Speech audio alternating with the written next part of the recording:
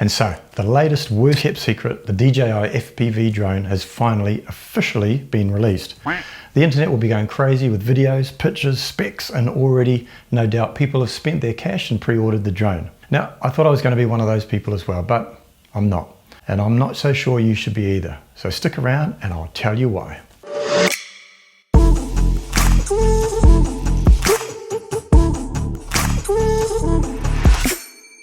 Hey guys, and welcome back to the channel where we review tech related to making YouTube videos and other gadget reviews just like this one. So if you're liking this content, be sure to hit that subscribe button and the bell so you don't miss out on any new videos. And make sure you stick around until the end, because if you're still interested in wanting to experience FPV flying without having to invest in another new drone like this one, I'll tell you exactly how you can do it. Here's a short version. I was going to buy the latest DJI FPV drone, but after understanding more about the drone itself and what it is and isn't capable of, I'm definitely not going to buy one. If you want to go straight to my list of reasons, then head to this time in the video now. But for the rest of you that want a little bit more reasoning behind my decision before we get into the list, then stick around. So there's always a lot of excitement around a new DJI product release, and this one is no different.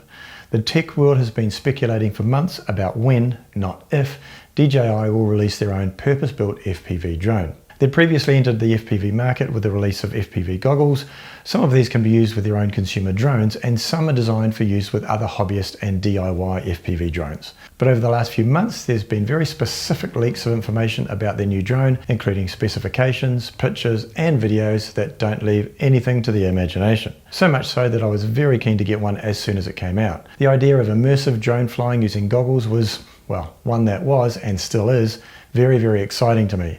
But as the launch got closer and more details were leaked, I've slowly changed my mind and I am definitely not going to get one. And in this video, I'll explain why. First, we need to understand why we think we want one. Are we into racing drones, or do we just want to zoom around at high speeds using the goggles so we can get some amazing views and footage?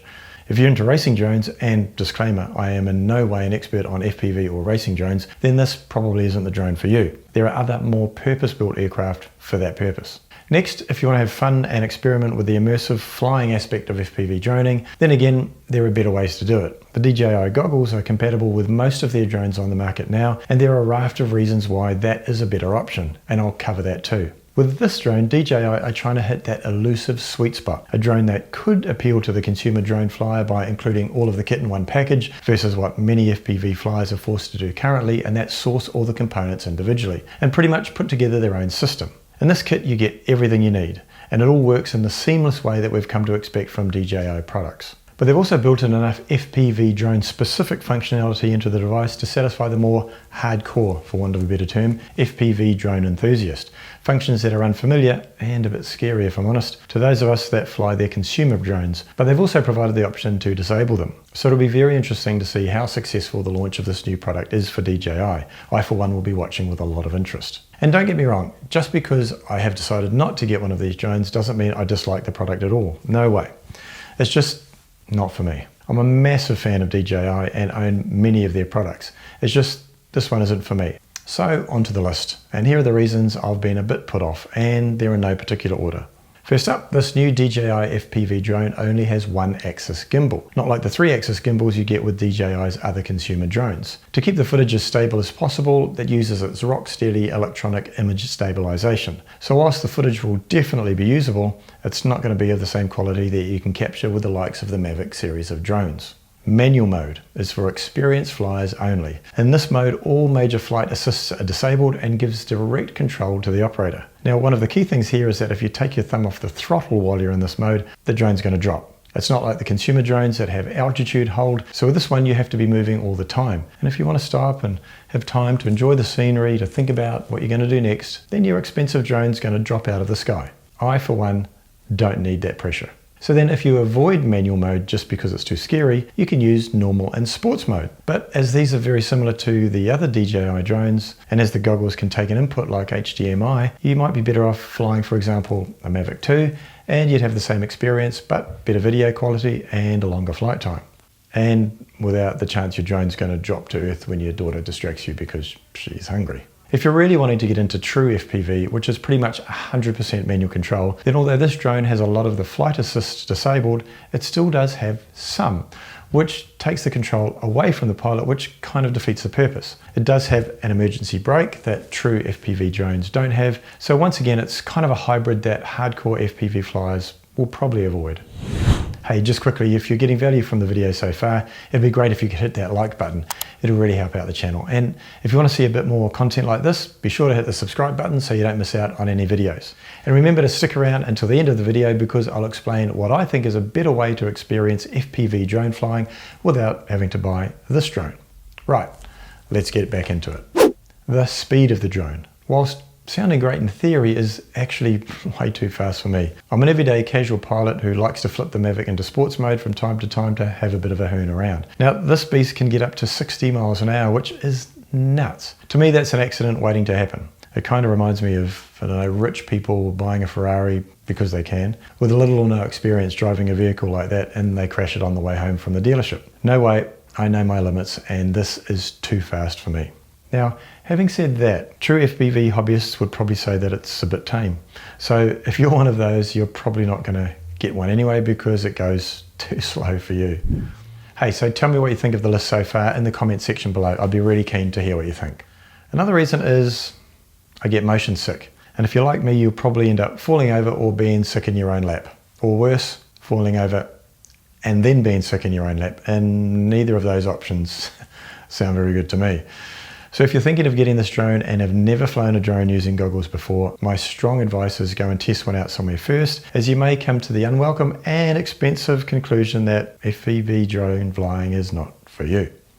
It will be costly, and I'm not just talking about buying the kit in the first place. I'm talking about repairs and replacement parts, because there is nothing surer than the fact that you will crash this drone. Okay, we're talking about me here. There's nothing surer than the fact that I would crash this drone. Now how bad a crash will determine whether I need to replace a couple of propellers or a camera or a shell or a gimbal, who knows what else.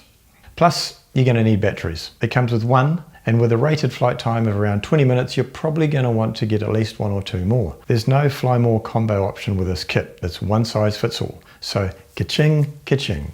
So this is a Clayton's FPV drone. If I'm showing my age and you're not sure what Clayton's means, I'll put a link to the advertisement that explains everything in the description below. Now basically what it means is that it's an FPV drone that isn't an FPV drone. DJI have taken away a lot of the true FPV capabilities and are focusing on the image quality and usability that regular drone users want. So it's a bit of a halfway house. In fact, in the description about the drone leaked before its release, it's described as a charge and fly FPV product, which gives the operator a taste of true freestyle handling. So it's a taste, not the real thing. Cheers, Claytons. So tell me what you think in the comment section below. Do you agree or disagree with my reasoning? And let me know if you think I've missed anything on my list. So I won't be getting one. I'm still interested in FPV drone flying, but probably at the occasional dip my toes in and then go back to normal drone flying end of the scale. So if you're like me, the new drone has ignited your interest in FPV but don't want to go down this route, how could you do it? Well, here's how and why. To start with, try it out first.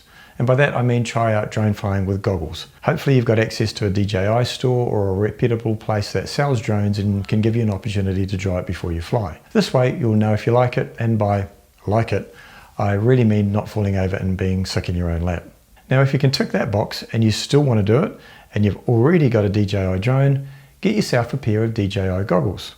Check out on the website which drones are compatible, but they even work with a DJI Spark, so if you've bought your drone in the last couple of years, you should be absolutely fine. Now, why do this, you say? So here are 5 key reasons why I'd suggest going this way, and I'll put links in the description below if you want to check out any of this stuff. Part of the reason is because you want to do FPV, but you don't want to do true FPV. By pairing a set of goggles with your existing drone, first of all, you save yourself a ton of money. You're buying a set of goggles, yes, but you've already got a drone. Then there's image quality. You most likely have 3-axis stabilization on your drone versus the 1-axis gimbal of the FPV drone. The way the FPV drone is going to do its best to stabilize footage is by using electronic image stabilization, and you always sacrifice image quality there versus a mechanical gimbal. Next, it's less dangerous. You can get an FPV experience without the danger of your drone dropping out of the sky. You can use sports mode, change your gimbal settings to FPV so you get that tilt when you roll and pitch the drone in flight, and away you go. If you take your hands off the controls, your drone will hover and wait patiently while you get your breath back. Next is flight time. You're likely to get a longer flight time with your current drone. The battery of the FPV drone is rated at 20 minutes versus around 30 minutes or more depending on what drone you have. You've probably, hopefully, also bought the Fly More combo for your drone, which means you have around 3 batteries as well. The FPV drone only comes with 1 battery in the kit.